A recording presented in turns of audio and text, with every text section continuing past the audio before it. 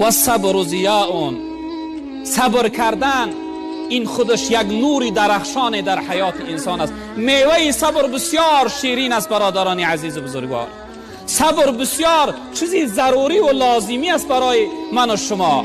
عزیزای خدا میگویم برای انسان 3 نوع صبر لازم است: صبری در طاعت، صبری از معصیت و صبری بر مصیبت.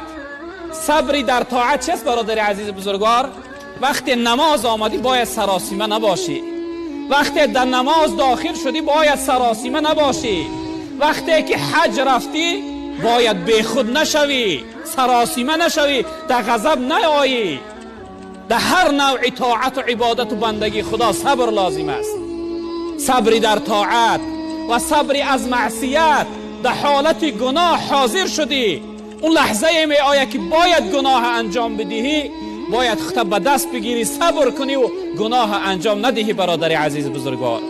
و سیمش صبری بر مصیبت. وقتی مصیبت به بالات آمد، پدر وفات میکنه، برادر وفات میکنه، فرزند وفات میکنه، یک عزیز و نزدیکت بندگی میکنه، باید صبر کننده باشی، صبور باشی.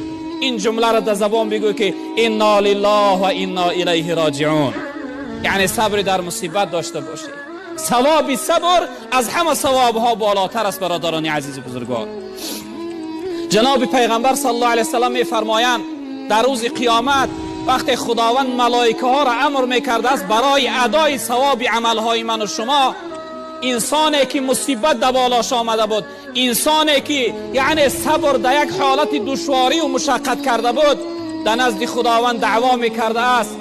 ملائکه ها را میگفته که ثواب صبر من برام ادا کنه. این ملائکه ها نگاه میکردن که ثواب صبر بچنان وزوین و گرانی هست که ترازوی قیامت را وزن کرده نمیتوانه. ملائکه ها به خداوند مراجعت میکردن، میگفتن پروردگارا بار الها، این بنده تو امروز دعوا داره که ثواب صبر من ادا کنه. رب العالمین به سوی ملائکه ها خطاب میکرده که استعیذ بالله انما یوفی الصابرون اجرهم بغیر حساب.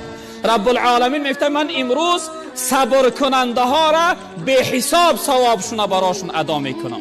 یعنی ثواب صبر در قیامت در ترازوی قیامت وزن نمیکنه، خداوند خودش ثواب صبر ادا میکرده است. و همین خاطر من و شما در این رنج و مشقتی که امروز در زندگی داریم صبر کننده باشیم. از جمله میفرمایند ان الله مع الصابرین. رب العالمین میفرماید من همراهی صبر کننده ها هستم.